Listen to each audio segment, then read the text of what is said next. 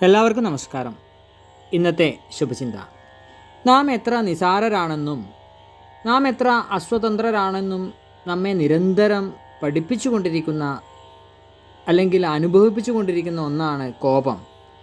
പെട്ടെന്നുണ്ടാകുന്ന ആ കൈവിട്ടു പോകലിൽ തകരുന്നത് നമ്മുടെ കോപത്തിന് വിധേയരാകുന്നവർ മാത്രമല്ല, നമ്മൾ കൂടിയാണ്.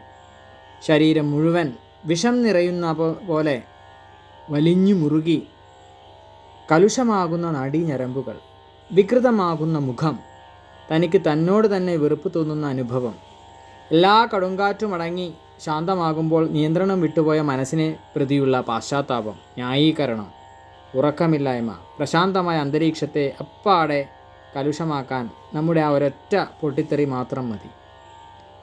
കൂടെയുള്ളവരെല്ലാം ശിഥിലമാകും. എല്ലാവരും ശ്രദ്ധിക്കുക. എല്ലാവർക്കും നന്മകൾ ഉണ്ടാകട്ടെ. എല്ലാവർക്കും ജീവിത വിജയം ഉണ്ടാകട്ടെ. നന്ദി, നമസ്കാരം.